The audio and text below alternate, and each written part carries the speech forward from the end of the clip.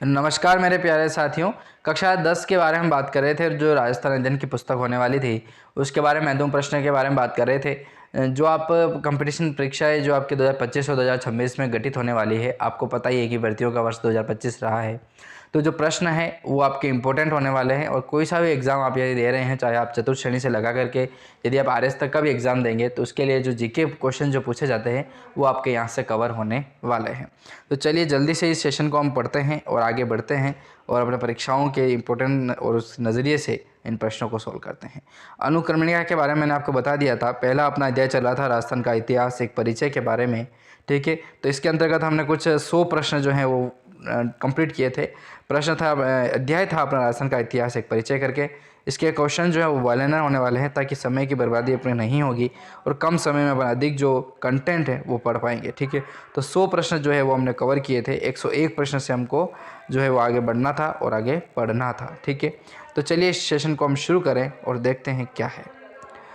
प्रश्न आता है 100 नंबर का कि पद्मावत किसकी रचना थी? तो मलिक मोहम्मद जायसी के द्वारा 1540 में लिखी गई एक पुस्तक थी जिसका नाम था पद्मावत, और इसी के ऊपर उन्होंने और इसी को अपना साक्ष्य मानते हुए संजय लीला बंसाली के द्वारा पिक्चर बनाई जाती है पद्मावती करके, ठीक है। उस पद्मावत नाम दिया जाता है। तो वही पिक्चर जो थी वो मलिक मोहम्मद जायसी के द्वारा और इसी की नज़र में रखते हुए वो पिक्चर बनाई जाती है, ठीक है। कुछ आपको उसमें बताया गया है लेकिन वो कुछ गलत है, क्योंकि मलिक मोहम्मद जायसी को भी पता नहीं था भाई साहब कि इतिहास किस तरीके से लिखा जाता है मेवाड़ का, ठीक है ना। फिर प्रश्न आता है कि गोरा व बादल किसके सेनापति थे? तो रावल जो रतन सिंह जी जो थे अपने, वो गोरा व बादल के सेनापति थे। अमीर खुसरो के किस ग्रंथ में खिलजी के चित्तौड़ आक्रमण का उल्लेख जो है वो मिलता है?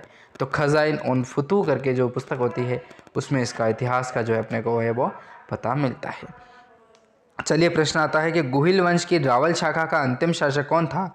तो रतन सिंह जी जो थे वो गुहिल वंश की रावल शाखा के जो है वो रावल रतन सिंह करके इनका पूरा नाम है। तो रावल शाखा के अंतिम शासक जो थे वो रावल रतन सिंह जी थे, ठीक है।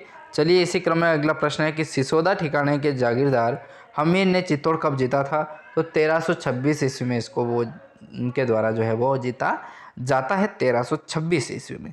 सिसोदा ठिकाने के जागीरदार हमीर ने चित्तौड़ जीता था 1326 में। बहुत याद रखना पड़ेगा, बहुत रखना पड़ेगा इन तारीखों को आपको, क्योंकि एक बार यदि आप याद करते हैं तो मान के चलिए कि जीवन भर वो प्रश्न जो है आपको काम में आने वाला है घुमा फिरा करके। प्रश्न आता है कि विषम घाटी, पंचानन एवं मेवाड़ का उद्धारक किसे कहा गया है? तो वो कहा गया है अपने हमीर साहब को, ठीक है, हमीर। विषम घाटी, पंचानन और मेवाड़ का उद्धारक हमीर। हमीर के वंशज का क्या नाम था? तो सिसोदिया जो राणा शाखा है इनकी, सिसोदिया शाखा जो है वो हमीर के वंशज कहलाते हैं, ठीक है। चलिए इसी क्रम में आगे बढ़ते हैं। प्रश्न बहुत ही बड़े बड़े हैं लेकिन आप याद रखिएगा। हमीर ने किस युद्ध में मोहम्मद बिन तुगलक को परास्त किया था? तो सिंगोली का युद्ध होता है। सिंगोली कहाँ स्थित है? अपने बांसवाड़ा में। और कब होता है? तो 1336 में।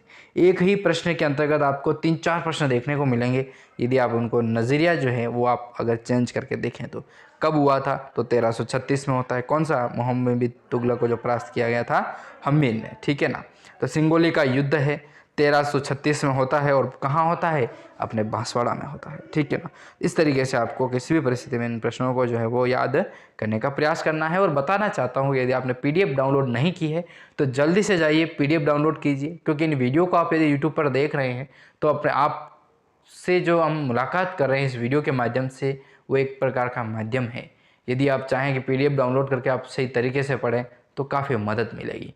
हमने हमारी तरफ से बहुत सारी पीडीएफ जो है वो फ्री ऑफ कॉस्ट कर रखी है, आपके लिए फ्री उपलब्ध है, कोई सा भी एग्ज़ाम दे रहे हैं।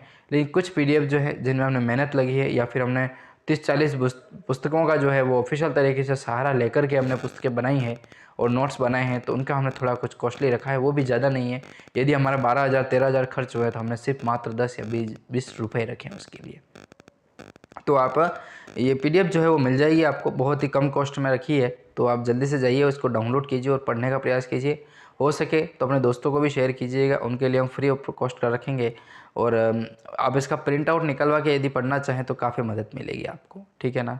तो चलिए इसी सेशन को हम यहीं पर समाप्त करते हैं और मिलते हैं नेक्स्ट वीडियो में। तब तक के लिए जय हिंद।